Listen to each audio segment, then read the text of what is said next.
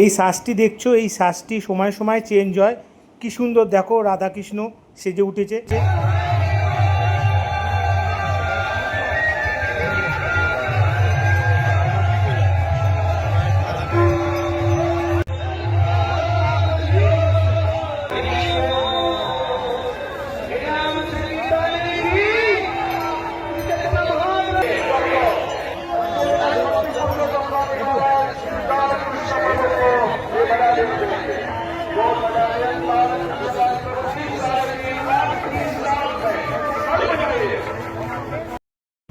এইটাই দেখছো প্রভুপাদের মিউজিয়াম। এখানে ওনার মূর্তি রাখা আছে, এখানে পুজো দেয় ভক্তরা।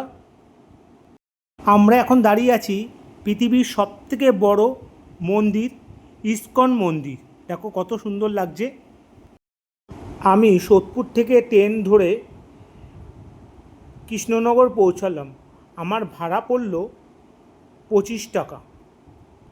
কৃষ্ণনগর স্টেশনে নেমেই মায়াপুর যাওয়ার অটো ধরলাম। অটো স্ট্যান্ডে চলে আসলাম। এই যে অটো ধরবো, এখান দিয়ে ভালোই ভিড় আছে। এখান দিয়ে স্বরূপগঞ্জ ঘাট 13 কিলোমিটার। আমাদের ভাড়া পড়লো, অটো ভাড়া 30 টাকা করে। এই যে অটোতে উঠে পড়লাম, এখান দিয়ে 13 কিলোমিটার যাব। এই যে দেখছো মায়াপুর যাওয়ার লঞ্চ এর টিকিট কাউন্টার। প্রচণ্ড ভিড়, দোলের জন্য এতটা ভিড়, প্রচণ্ড। নৌকোগুলি দেখো।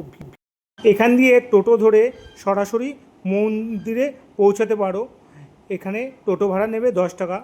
দোল পূর্ণিমা উপলক্ষে বিভিন্ন মঠ মন্দির থেকে পরিক্রমা চলছে। এই যে দেখো রাস্তায় রাস্তায় চলে এলাম। এই যে পৃথিবীর সবথেকে বড় ইস্কন মন্দিরের সামনে দাঁড়িয়ে আছি। এই যে দেখছো কত সুন্দর লাগছে মন্দিরটি। দেখতে পাচ্ছ কীর্তন হচ্ছে, প্রচুর মানুষ শুনছে এই কীর্তন।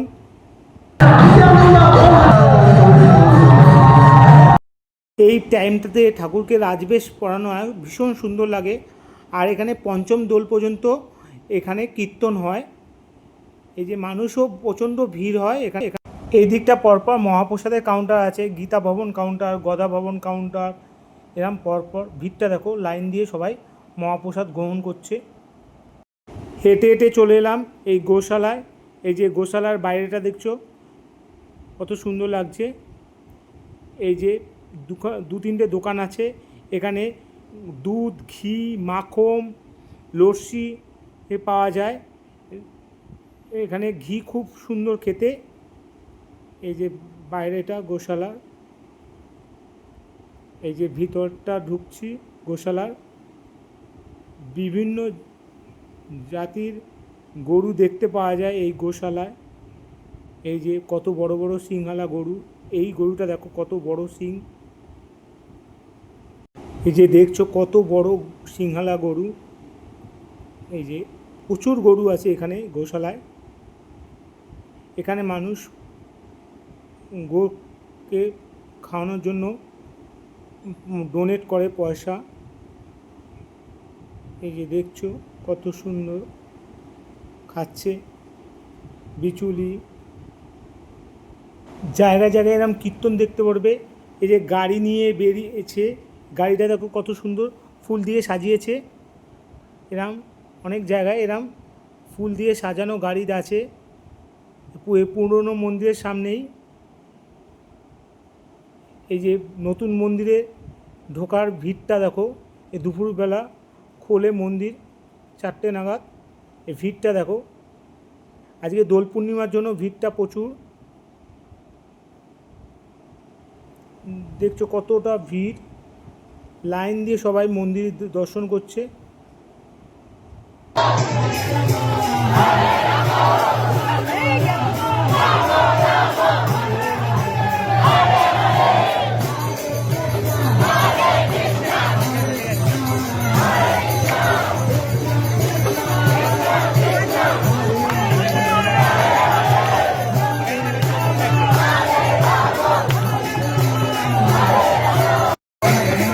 এই দোল পূর্ণিমার জন্য জায়গায় জায়গায় এরা উদ্যাম নৃত্য দেখতে পাবে।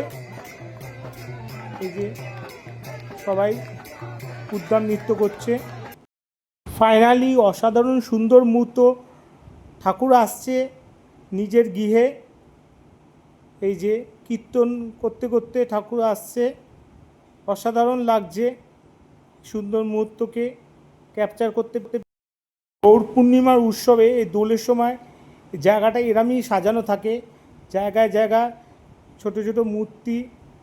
এই যে খুব সুন্দর লাগছে দোল পূর্ণিমা উৎসবে পুরো জায়গায়। গৌর পূর্ণিমা ফেস্টিভ্যাল 2025, এই দেখছো গৌর পূর্ণিমার উৎসবটি এই মাঠেই শুরু, অভিষেক হবে, লাখো লাখো দর্শনার্থী আসবে এই মাঠে। এই ঠাকুরের আবির সবাই মাথায় ছড়াচ্ছেন। এই যে ঠাকুরের সাজ প্রতি সময় চেঞ্জ হয়, এই রাজবেশ ঠাকুরকে প্রতি সময় চেঞ্জ।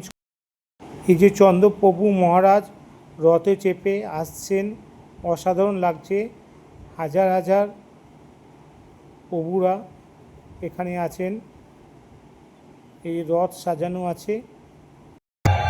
একদিকে লাইভ হরিনাম সংকীর্তন, আর অন্যদিকে এই দোল পূর্ণিমার প্রোগ্রাম, অসাধারণ।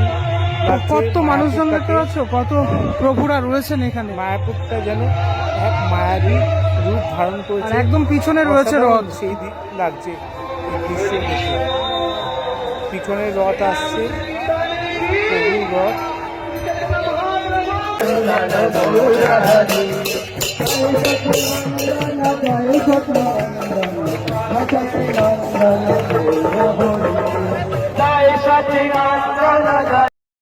বন্ধুরা, তোমরা এখানে গদা ভবন, গীতা ভবন, শঙ্খ ভবন, এই 3-4 জায়গা দিয়ে তোমরা প্রসাদ সংগ্রহ করতে পারো। 50 টাকা থেকে 80 টাকা নেবে তোমাদের প্রসাদ খেতে। এছাড়াও তোমরা নিত্যানন্দ কুটি, মহাপ্রভু কুটি, এইসবের জায়গায় তোমরা থাকতে পারো, এখানে একটু ভাড়াটা কম। বন্ধুরা, মায়াপুরের মন্দিরে এখনও কনস্ট্রাকশনের কাজ কমপ্লিট হয়নি, কবে হবে সঠিক কারোর জানা নেই। আর মায়াপুরের ভিডিওটি যদি ভালো লাগে প্লিজ লাইক, শেয়ার এবং কমেন্ট করতে ভুলো না যেন।